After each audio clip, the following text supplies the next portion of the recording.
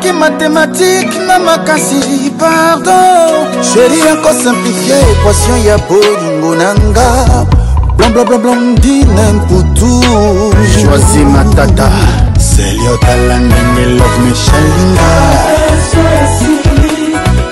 Willy Kaimbe le vrai frère Christian Gambembo Mikamba Kanga terrain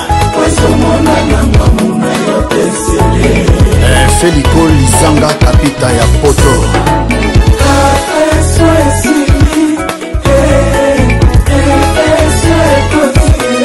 Benson Mandika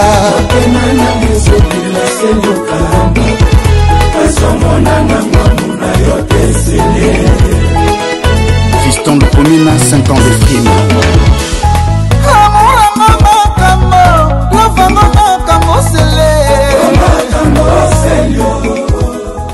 Vous informer, c'est notre devoir. Nous le faisons avec responsabilité. Bonjour mesdames, bonjour également à vous messieurs. Bienvenue dans votre émission La Grande Analyse sur Plateau d'Honneur Télévision. C'est toujours un plaisir de vous savoir en foultitude branché sur nos antennes.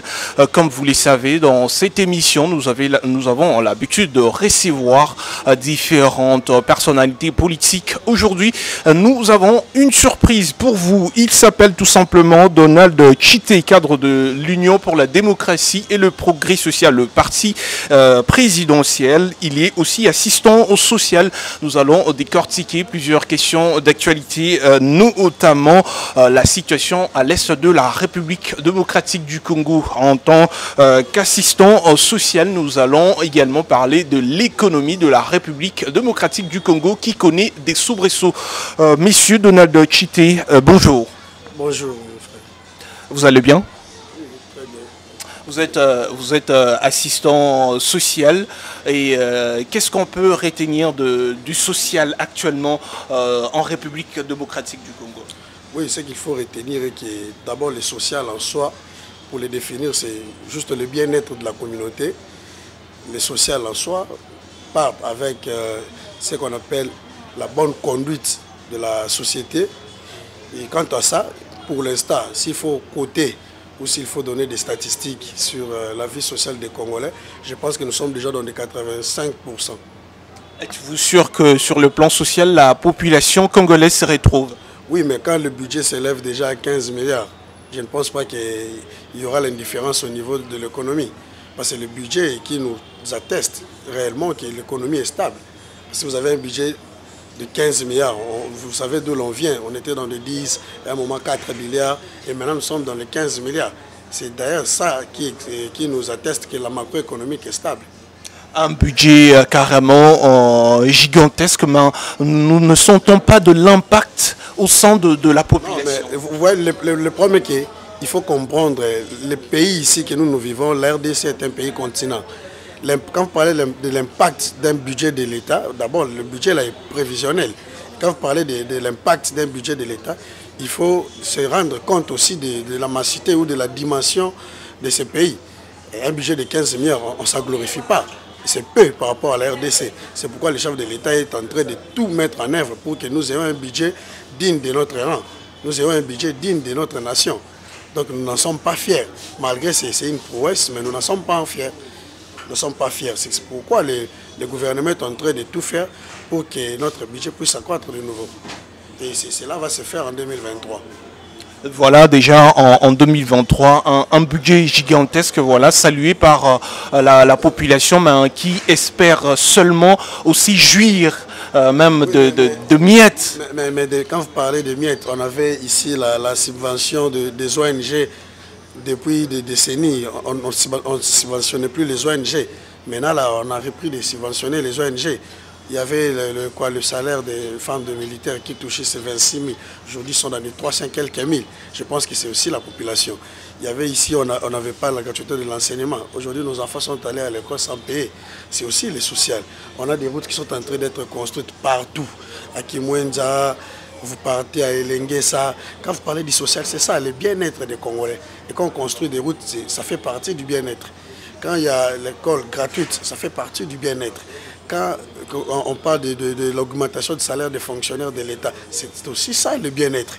C'est tout ça qui, d'ailleurs, constitue la majeure partie du bien-être. Quand vous êtes payé, quand les routes sont construites, quand il y a des écoles, quand il y a des soins de santé. D'ailleurs, le président de la République, dans son discours, il avait annoncé qu'il y aura la gratuité de la maternité. Et tout ça fait partie aussi du bien-être. C'est ça le social, dans le vrai sens du mot. Parlons de la gratuité de l'enseignement. Êtes-vous sûr que c'est une réussite totale pour... Il faut écouter, ce n'est pas une réussite totale. Mais ce qui est sûr, on a osé. Il y a eu le CENI ici, il n'y avait pas la gratuité de l'enseignement. Mais sinon, c'était déjà mentionné dans notre constitution. Et le chef de l'État a matérialisé cela. C'est d'abord à applaudir. Avant d'aller dans des critiques aisées, il faut d'abord applaudir cet acte. Aujourd'hui, nous avons nos enfants qui partent à l'école sans payer quoi que ce soit, sans payer les frais scolaires. C'est d'abord à applaudir. Donc, on ne peut pas dire que ça marchait à 100% parce que le premier pas a toujours eu des difficultés. Et là, en passant, je salue le ministre Tony Mwaba qui est en train de se battre pour que cette gratuité trouve sa totalité dans la réussite. Donc, on ne peut pas s'en réjouir, mais déjà, nous, on est flattés que cette gratuité de l'enseignement soit une réussite, quand bien même que ce n'est pas une totale réussite, mais c'est une réussite. Où est-ce que ça n'a pas marché? Oui, dans la faisabilité, parce qu'il y a d'autres enseignants qui réclamaient le salaire digne de leur rang et qui pensaient que ce qu'ils touchaient au niveau de comité de parents n'est pas la même chose que ce qu'ils gagnent aujourd'hui avec l'arrivée de la gratuité de l'enseignement. Mais ça, je crois qu'il y a eu des commissions au niveau de l'EPST pour que tout ça soit arrangé. Et je pense d'ici là, le ministre Tony Mwaba va tout faire pour que le malentendu ou tout ce qu'il y a eu comme préjudice soit largué. Et vous ne sentez pas qu'il n'y a plus ces conforts-là dans différentes écoles récemment, des écoles réputées en bon cadre? C'est pourquoi le ministre a fait l'appel aux confessions religieuses et les écoles conventionnées pour que... Vous savez, d'abord, il faut aimer le pays. On parle de la gratuité de l'enseignement, c'est pour le bien des enfants, ce n'est pas pour le bien de l'État ou quoi que ce soit, c'est pour le bien de nos enfants. Quand vous êtes cardinal, vous êtes qui que ce soit, ce qu'il faut faire, c'est d'abord accompagner ce projet de gratuité de l'enseignement. Parce que c'est d'abord nos enfants qui seront le premier bénéficiaire. Et quand il y a eu des couacs par rapport aux écoles là que vous citez, et notamment parce qu'il y a eu la mauvaise foi. Mais je crois qu'à ce moment, le ministre a essayé d'en parler dans des commissions et il faut trouver des solutions idoines pour que la gratuité de l'enseignement soit effective. Voilà, nous espérons bien. C'était une première année, c'était une première année, et les années qui se suivent mais ne se ressemblent pas. Nous espérons que le gouvernement de la République démocratique du Congo va améliorer les choses. Évidemment, avec un budget de 15 milliards, on pense que les dépenses vont s'améliorer. Et moi, je suis confiant, je suis optimiste de croire à notre avenir, de croire à l'avenir de nos enfants. Parce que quand on parle de la gratuité de l'enseignement, c'est l'avenir de nos enfants. Et d'ailleurs, c'est à souhaiter, c'est à accompagner par nos prélats et tout qu'on sort, et par nous, la population aussi. La gratuité de l'enseignement, c'est à nous tous. Parce que nous tous, nous avons les enfants dans nos maisons. Personne ne peut se dire qu'il n'a pas d'enfants chez lui à la maison, même l'enfant des voisins. Oui, nous avons tous nos enfants et il faut les envoyer à l'école. Il faut accompagner la gratuité de l'enseignement qui est la vision personnelle du chef de l'État, Félix Antoine Tshisekedi. Espérons que dans les prochaines années, il n'y aura pas de professeurs quelque part dans les contrées de la République démocratique du Congo qui ne vont plus pleurnicher. Même en France, même dans les pays développés, il y a toujours eu des problèmes au niveau de l'enseignement. Et pour dire que là où il y a des hommes, il y a toujours des problèmes. Dans le social, on dit que quand il n'y a pas de problème, il n'y aura pas de solution. Donc c'est pourquoi le gouvernement existe, c'est pour apporter des solutions idoines quant aux problèmes de nos concitoyens. Merci beaucoup, messieurs. Donald Chité, cadre de l'UDPS et assistant social. Nous avons bien sûr brossé ces problèmes sociaux qui touchent de près la République démocratique du Congo et sa population. C'est pourquoi d'ailleurs j'en profite de votre micro. Dernièrement, vous avez vu dans le média, j'avais proclamé lors de notre journée internationale d'information et d'orientation de l'assistance sociale, on avait proclamé haut et fort que Félix Antoine Tshisekedi Tshilombo, président de la République et chef de l'État, et maintenant, il a été proclamé comme le père de la révolution sociale. C'est à cause de tout ça, parce que quand quelqu'un qui a trouvé dans notre constitution déjà existé à l'époque, la gratuité de l'enseignement, mais qui n'a jamais été effectif, qui n'a jamais été mise en œuvre. Et juste quand il vient directement, il met en œuvre la gratuité de l'enseignement, il annonce la gratuité de maternité, il annonce la gratuité des soins de santé, les routes sont construites. Tout ça, c'est ce qui nous a poussé en tant qu'assistant social de proclamer haut et fort que Félix Antoine Tshisekedi est le père de la révolution sociale en RDC. Parce qu'il y a eu des critiques de part et d'autre, mais c'est à cause de tout ce qu'il a initié depuis qu'il est à la tête de ce pays. C'est ce qui a motivé et animé les assistants sociaux de le proclamer comme le père de la révolution sociale en RDC. Parce qu'il n'a jamais existé la gratuité de l'enseignement ici. Ça n'a jamais existé partout dans l'étendue de la République. On construise des routes presque, comme je peux ici annoncer le projet de 145 territoires. Ça n'a jamais existé. Un projet qui va toucher tous nos territoires. Un projet qui va toucher tout le couche du pays, même dans le recoin ou dans le fer fond du pays. Et ça, c'est la révolution sociale que le président a apportée. C'est pourquoi nous l'avons surnommé, nous l'avons proclamé le père de la révolution sociale en RDC. Voilà, merci beaucoup Donald Chité. Voilà, nous allons continuer avec notre émission, parler d'une autre thématique, la jeunesse de la République démocratique du Congo. Est-ce que jeunesse Oyo est à manipuler? Puisque nous constatons que lorsqu'il s'agit de partage de postes dans différentes entreprises publiques, cette jeunesse est mise de côté. Mais lorsque nous voyons, lorsque le président fait appel à cette jeunesse-là pour aller mourir au front, voilà, c'est différentes personnalités politiques qui appellent la jeunesse de se mobiliser. Le président n'a jamais fait appel pour aller mourir au front. Vous savez, quand on est militaire, il n'y a pas mieux que ça. Servir toute une nation, servir la cause de la patrie, ça c'est le sacrifice suprême. Et nous devons avoir beaucoup de respect pour tout ce monde-là, les adhérents. Pour qualifier Ngozani. Nous devons avoir du respect et de l'estime et même de la considération pour tous ces jeunes qui ont répondu à l'appel du chef de l'État. Quand vous avez un front, c'est pour défendre le pays, ce n'est pas pour mourir. Parce que vous n'allez pas me dire qu'on a des généraux ici qui se sont battus pour le pays, ils sont vivants. Et quand vous dites aller mourir au front, non, ça c'est le langage de l'ennemi, le langage de nos voisins là. Et nous partons au front pour défendre jusqu'à la dernière goutte du sang notre pays. Et je vous dis que ça n'a jamais été auparavant. L'appel du chef de l'État, la jeunesse a répondu massivement parce que nous avons compris qu'avec Félix Tshisekedi, avec ses leadership incarnés, ses forts leadership incarnés à la tête du pays, au moins nous allons restaurer l'intégrité territoriale, nous allons protéger notre territoire. Et en tant que jeunes, ayant la force, dans nos 20 janvier, nous ne parlerons plus du M23. D'ici janvier, nous ne parlerons plus de l'agression de nos voisins, le Rwanda. Donc l'appel du chef de l'État a été un appel patriotique. Et parce que là, ça a réveillé la fibre patriotique c'est ce qui s'endormait encore aux Congolais. Parce que vous êtes d'accord avec moi qu'il y a un moment où les Congolais n'aimaient pas le pays. Quelqu'un qui disait,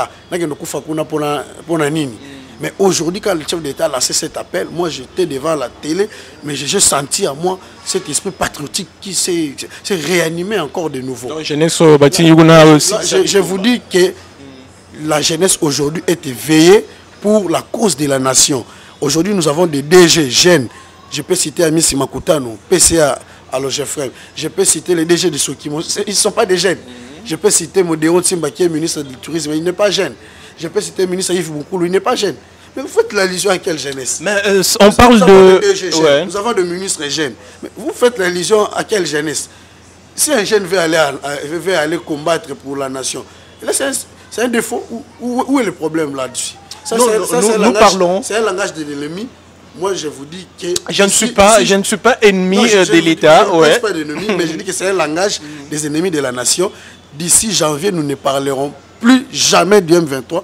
Nous ne parlerons plus de cette agression barbare qui nous a été imposée. Et cela signifie quoi? Nous, la jeunesse actuelle, nous nous sommes éveillés pour la cause de la nation.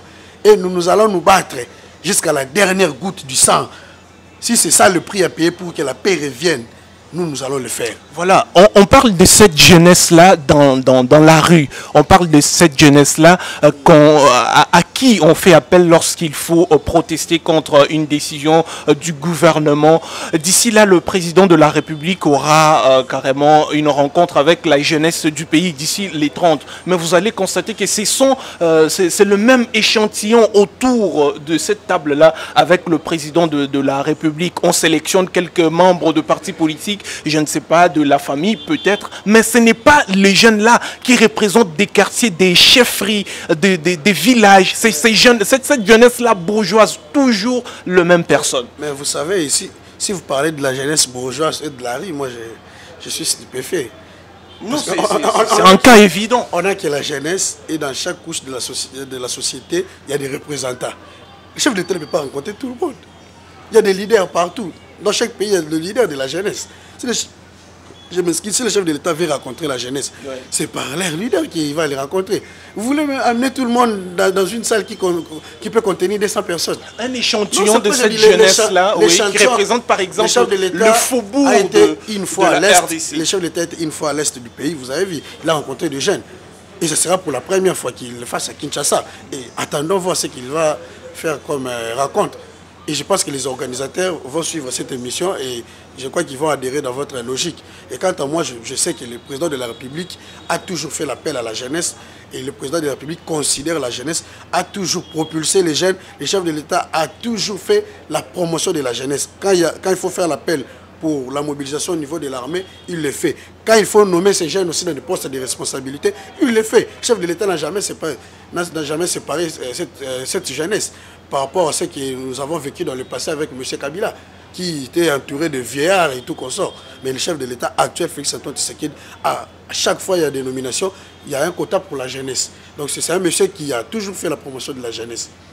Monsieur Donald Chité, Tolobila, action dont vous avez opposé dans la ville à Kinshasa. Vous êtes cadre de l'UDPS, un parti présidentiel, mais nous voyons, vous avez vos actions privées. Donc, vous visez Nini. Vous savez, à part les partis UDPS, que je salue aussi en passant, son Excellence Augustin Kibasamaliba, l'autorité morale, et puis je salue tous les membres du parti, je salue le membre de la hiérarchie du parti et tout le monde. Vous savez... On peut être bilingue pour l'instant pour oui, permettre oui. aussi... Vous savez dans ces pays, Donald Chité que je suis, les gens m'ont surnommé de tout le nom. Je ne suis pas que cadre de l'UDPS, je ne suis pas que politique, je suis un acteur social. Donc quand je fais d'autres activités, c'est en caractère social que je le fais. Et quant à ça, il n'y a pas de préjudice par rapport à mes activités du parti. C'est que si je suis un leader d'opinion à Lukunga, et quand il y a des problèmes qui concernent Lukunga ou Barumbu, la jeunesse ou la population m'a toujours appelé pour le résoudre. Donc quant à ça, c'est pourquoi vous voyez partout dans cette activité dans Ngawana, na Barumbu, na Lukunga, parce que Nazali, leader social na Barumbu. Je suis un leader d'opinion, il y a Barumbu et puis il y a district à Lukunga. Dans l'activité, pour rassembler la population de Barumbu, pour rassembler la population de Lukunga, pour que ça va espoir au Babungisa qui a la politique à la Kagaboué. Et quand on a moins de Lukunga, moins de Barumbu, à chaque fois, dans la salle de action, ils ont appelé un appel à Barumbu. Côté au courant baby, nous avons le bango zate. Côté au maïs saliboué, côté au moine koufi, au bon air tout na kitakawana, pour baby que les leaders ont expéré un jour à comme la bango. Et puis, on a appel la population à chaque fois, on a kendaka. Puis, on a commissaire à Maloba, on a pas d'autorité. Ceux qui ont un chef de l'État, on a commissaire à secrétaire général, qui est le DIRCAP, Séraphin Oumbaka Pepe, on a commissaire à Augustin Kibasamaliba, on a pas chef de l'État. Problème Ninizan à UDPS Mikolo, on voit ces bras de fer entre Wakwenda et le secrétaire général. L'UDPS c'est un parti où règne la démocratie. Tout le monde peut s'exprimer comme il veut. D'ailleurs, depuis Etienne Tshisekedi, l'UDPS a toujours eu ce que vous appelez problème. Chez nous, on n'appelle pas de problème. C'est ça le mode opératoire de l'UDPS. C'est ça la démocratie. C'est ça notre mode de vie, c'est ça qui règne au sein de l'UDPS. Il y a la démocratie, tout le monde peut s'exprimer, contrairement au PPRD aux autres partis. L'UDPS, tout le monde peut s'exprimer. Si Wakenda s'exprime, il est en plein droit, mais nous constatons juste que le levier a un peu, vous savez, le poids de l'âge, quoi. Mais il va rentrer à l'autre. Donc ce n'est pas un problème. Augustin Kabouya reste le secrétaire général, il gère le parti. Wakenda reste dans son coin. Quelle est la décision qui a été prise au sein du parti? Non, pour l'instant, il n'y a pas encore une décision, mais ce que nous constatons, le vieux, c'est un ancien du parti, mais il doit se reposer. Le vieux se sent frustré, il se sent un peu, il se sent vieux, et là, il doit trouver son repos. Complexe. Oui, voilà, il doit trouver son repos. Justement, ça, il est vieux. Voilà, monsieur Donald Chité, vous êtes cadre de l'UDPS, assistant au social. Nous sommes en train de vous recevoir dans cette grande émission, la grande analyse sur plateau d'honneur télévision. Nous avons brossé plusieurs thématiques. Peut-être nous sommes en train de chuter. Nous allons parler pleinement de cette guerre à l'est de la République démocratique du Congo et le FRDC qui ont un léger avantage sur le M23. Pour ce qui concerne le dernier verrou pour atteindre la ville de Goma, en tant que jeune engagé qui aime ces pays, la République démocratique du Congo, quelle serait la solution pour mettre fin à cette guerre? Je vous ai dit ici, d'ici janvier, nous ne parlerons plus du M23. D'ici janvier, nous ne parlerons plus non plus jamais de l'agression là barbare. Alors cela veut dire que le chef de l'État met tout en œuvre pour que nos FARDC soient équipés, pour qu'on puisse élarguer les infiltrations au niveau de notre appareil militaire. Et cela il y aura des résultats palpables d'ici janvier. Donc quand on vous dit bientôt ils seront à Goma, ce sont les médias là, les ennemis qui essayent d'enflammer les choses. Ils n'atteindront jamais à Goma et déjà le FARDC est en train de mettre le rebelle hors état de nuire. En tant que jeune, en tant que leader d'opinion, nous soutenons le président de la République. C'est lui qui a la vision pour ce pays. Et j'ai toujours dit ça, que Félix Tshisekedi est un élu dédié pour ce pays. En tant qu'un socialiste, en tant qu'un assistant social, bientôt nous allons lancer notre forum international sur l'assistance sociale pour essayer de voir les cas de déplacés de guerre à l'Est. Et ça sera sous l'impulsion du président de la République. Et je vous dis que le président de la République a toujours mis en exergue, a toujours mis en avant-plan les social. Et il nous a toujours respecté, il nous a toujours considéré, nous les assistants sociaux. Et bientôt là, nous allons organiser notre forum qui sera patronné par le chef de l'État. Et pour parler de guerre de l'Est, c'est évidemment pour vous dire que le chef de l'État est préoccupé socialement, militairement, pour que cette guerre qui a fait couler les larmes, qui a fait couler le sang de nos compatriotes, cesse. Et c'est là, je me répète encore, nous, la jeunesse, nous, les acteurs politiques, nous allons nous battre au niveau des médias, au niveau du terrain, pour que cette guerre cesse. Et c'est là, même, ça demandera notre dernière goutte du sang pour que la paix revienne.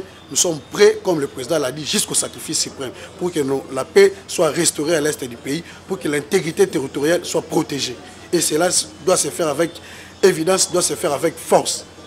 Monsieur Donald Chité, peut-être une dernière question. Avez-vous une ambition politique d'ici 2023 à court terme ou en 2028 à long terme? Oui, je suis un homme politique, je suis un acteur politique et un homme populaire de Lukunga. Je pense que même si je n'ai pas d'ambition, la population de Lukunga a toujours fait appel pour que je sois l'un d'eux. Et je pense qu'on ne manque pas d'ambition. S'il y aura des élections, on va se représenter à tous les niveaux. Et Félix Tshisekedi va gagner haut le main les élections 2023. Donald Chité va gagner haut le main les élections législatives à Lukunga et dans la commune de Barumbu. C'est évident. Voilà, très sûr et confiant de lui, Donald Chité va donc se représenter aux élections législatives de 2023, d'ici 2023. Il a déjà lancé un message fort à la population de Lukunga, mesdames, messieurs. Voilà, donc c'est la fin complète de notre grande émission. Nous disons à monsieur Donald Chité, merci d'être passé. C'est à moi de vous remercier d'avoir me reçu dans un beau cadre comme celui-ci. Merci beaucoup, mesdames, messieurs. Nous prenons donc rendez-vous au prochain numéro. Vous le savez, vous informer, c'est notre devoir. Nous le faisons avec responsabilité. Abonnez-vous et à très bientôt.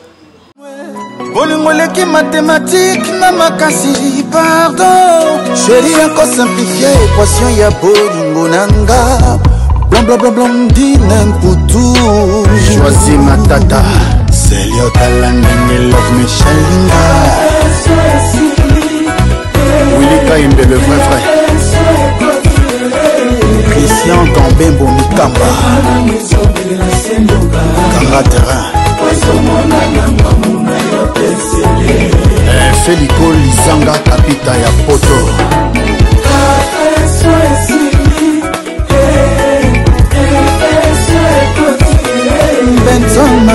Moussaka